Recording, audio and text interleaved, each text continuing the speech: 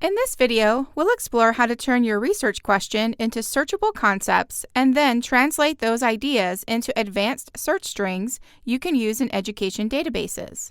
When you're exploring a problem or practice, your research question can easily start out broad.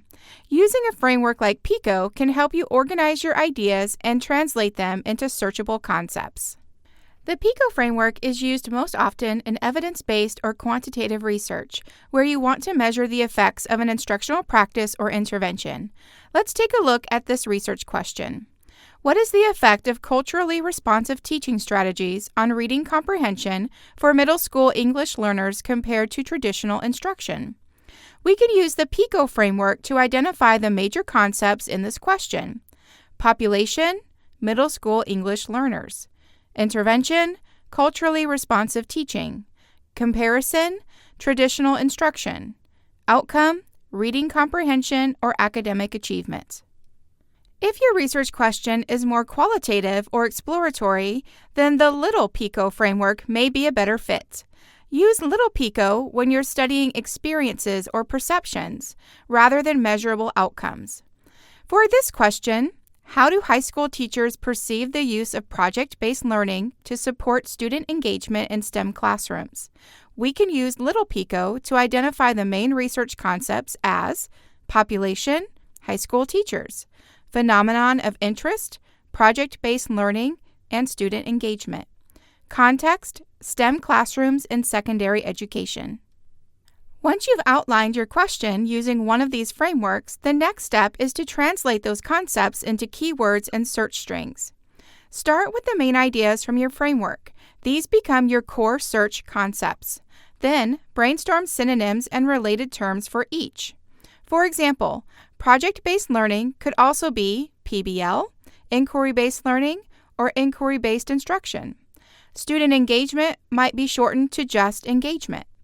We might use the term educator or instructor alongside of teacher. And for context, we'll need to use words to describe both the subject and the educational level. This would include high school, STEM classrooms, and secondary education. These variations help you capture different ways authors describe similar ideas. To create our search string, we'll use Boolean operators to connect our keywords. And narrows your search by requiring both terms.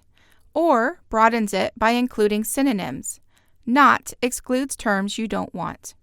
Combine synonyms and related terms with or, and connect your main ideas with and. Use parentheses to group similar terms so the database reads your search in the right order. Use quotation marks to keep words and phrases together. Use an asterisk as a wildcard symbol to capture word variations. For example, putting an asterisk after the word teacher will tell the database to return results for both teacher and teachers. A word of caution about wildcards, though. Do not use a wildcard symbol within quotation marks. They will end up canceling each other out. Now we have a well-organized search string that we can try out in a database.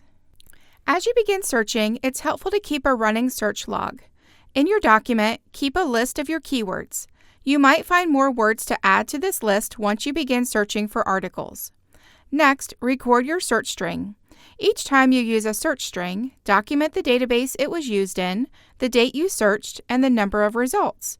You might also choose to write some brief notes about how effective the search was. As you continue to search, you will most likely change different aspects of your search string.